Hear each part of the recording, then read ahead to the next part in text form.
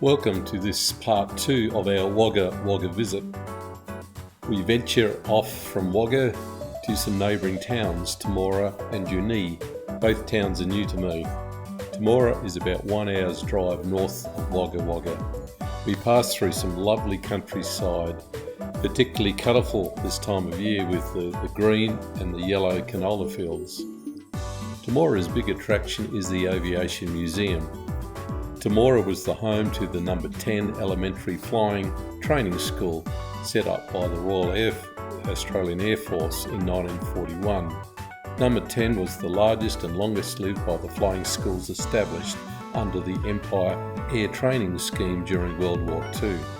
10,000 personnel were involved at the school with upwards of 2,400 pilots being trained. 4 satellite airfields were set up around Temora district to cope with the demand to train RAF pilots. Number 10 ceased operation on the 28th of February 1946, making it the last World War II flying school to close. The museum has a lovely cafe and gift shop. Part of the gift shop area is a flight simulator room with 3 different simulators. We couldn't resist, so off we went. Thank you.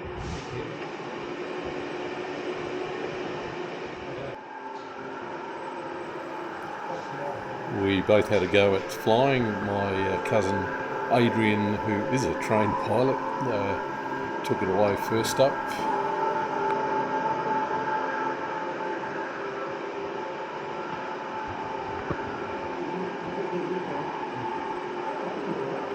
There are 3 simulators to choose from: Kitty Hawk, a P-51 Mustang and a Spitfire.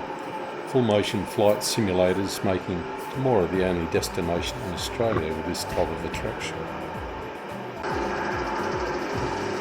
You jam it all the way back.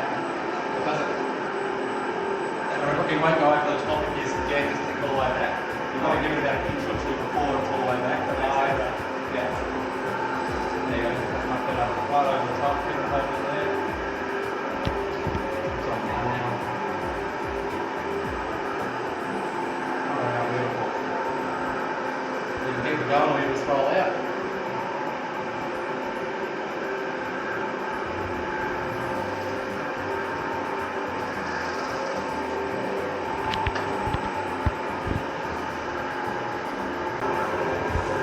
You're a bit lost, are you, Adrian? I've got to go over here to this airport. Okay. So 500 feet. We might shut it down on the paddock, So wheels and flaps. Where's the wheels? over to the right. Righto. So you put them down. How do I do? Push down.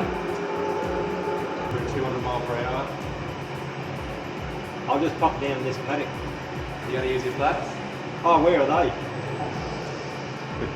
You get it. Over there. Those ones? Yep.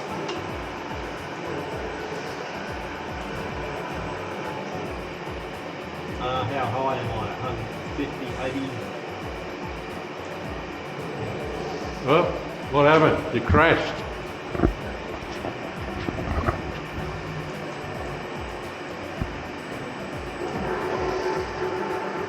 Has he rolled over? You can feed on the brakes. Oh. Just tumble over. We leave the flight simulator and we head into the engineer's hangar, where there's a little introductory display. This is where they maintain their planes. All the planes in the museum are for flying and a part of the fly day when they occur a couple of times a year.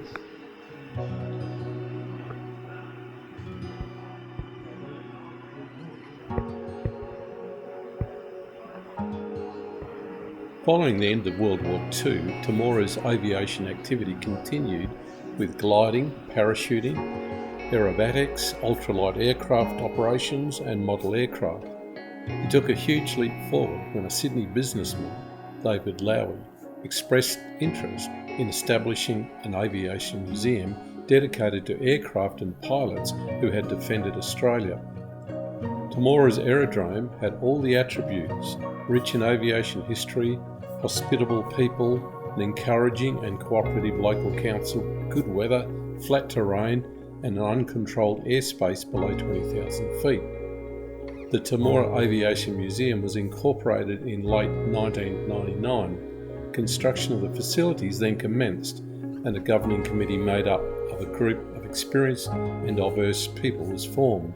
The first hangar was completed in February 2000, and David Lowy donated the initial aircraft for the collection. The museum was open for public viewing in June 2000.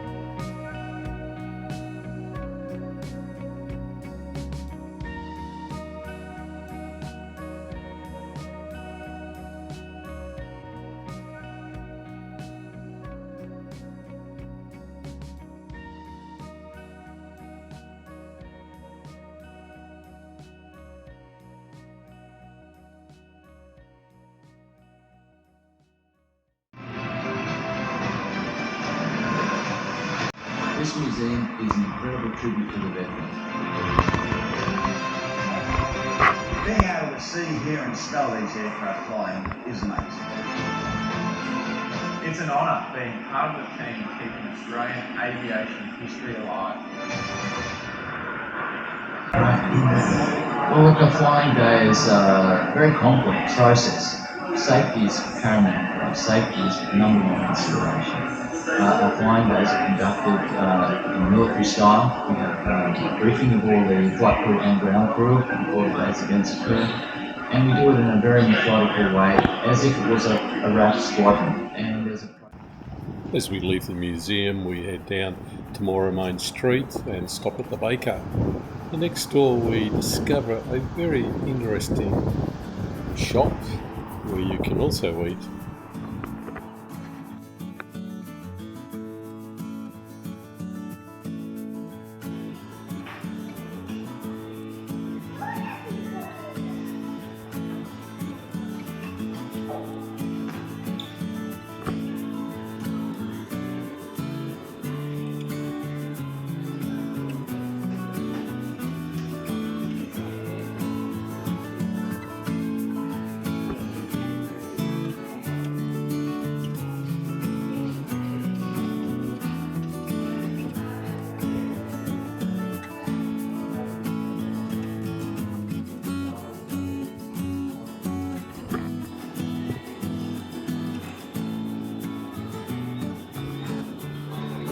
Doing well.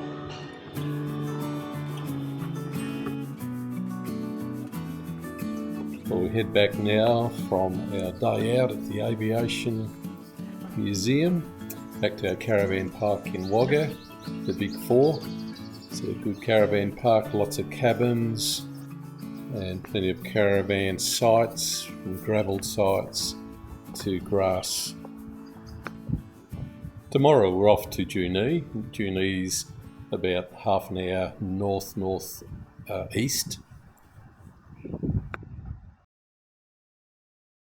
We arrive in Junee. It's not your normal country town. It's a railway town with the train station at the heart of it. The railway line divides the town in half. There's an interesting history behind this east-west divide.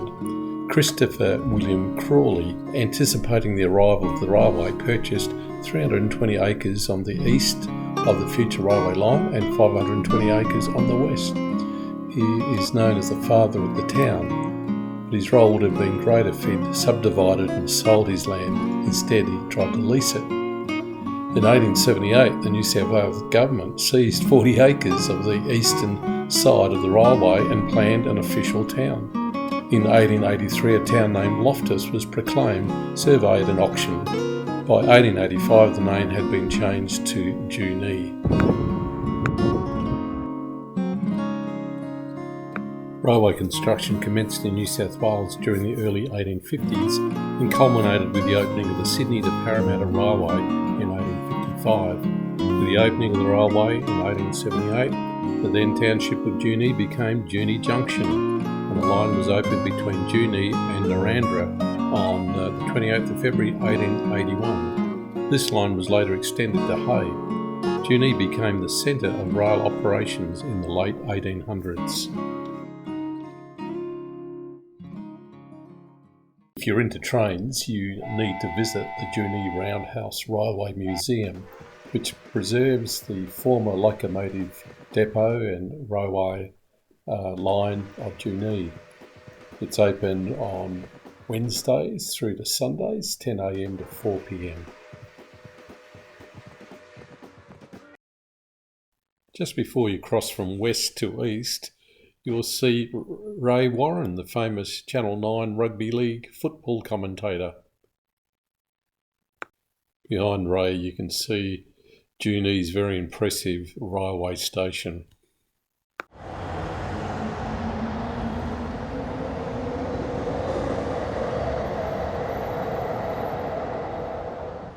As I cross the railway line into East Junee, I'm amazed by the grand buildings. The first being the Loftus Hotel. It stands as a monument to the opulence of the early town. It is the oldest and grandest establishment which occupies an entire block. In its heyday, it was very impressive with its very lavish accommodation and several dining rooms. You can stay there today and you can eat there as well, along with the ice cream parlour.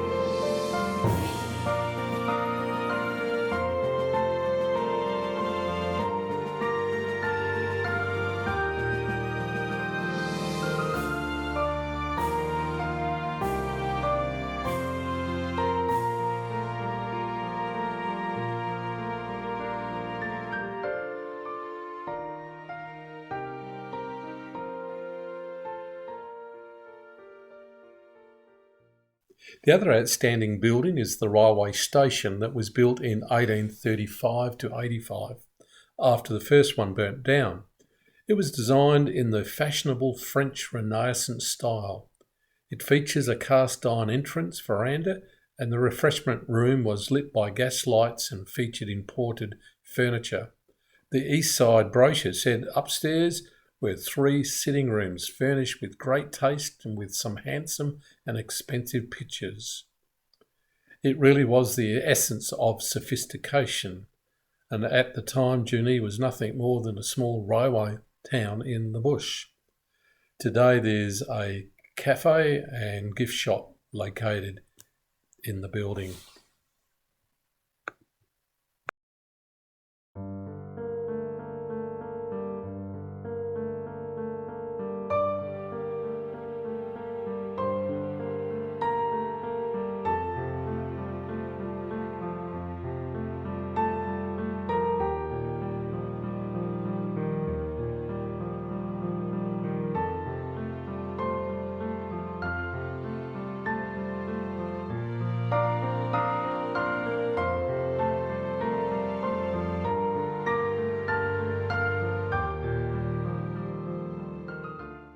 One of the must-see places in Junee is the Junee Licorice and Chocolate Factory.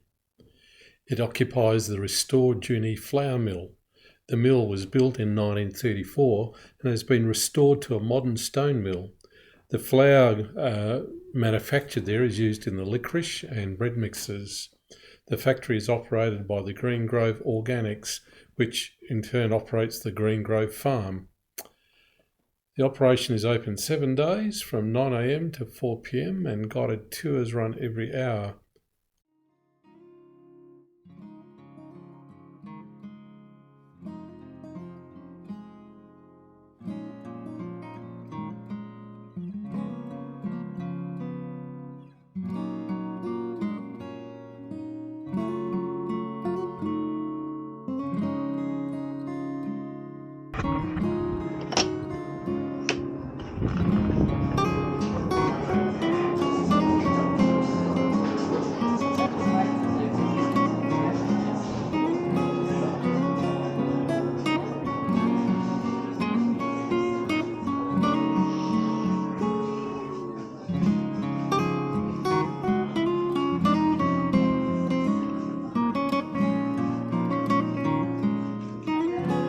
Oh, you got a few chocolates and licorice. Wow. I could try maybe.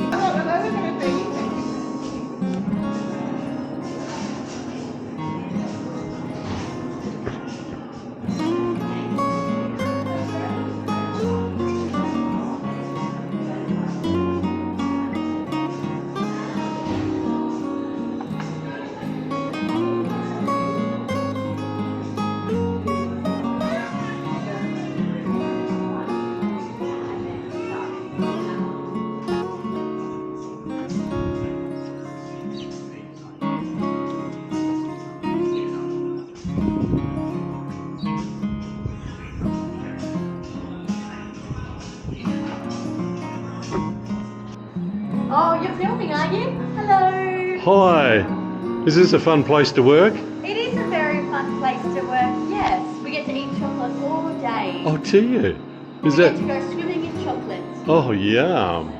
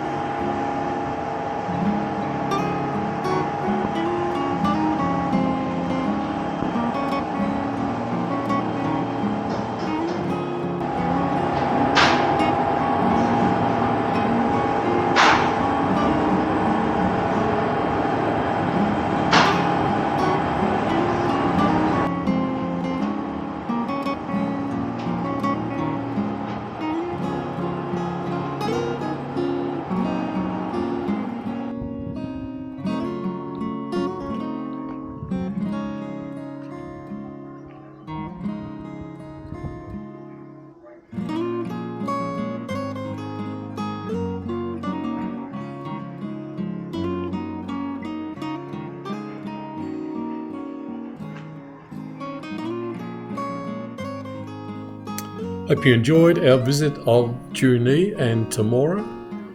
We'd much appreciate it if you would subscribe to our channel and give us a like. We'll catch you next time.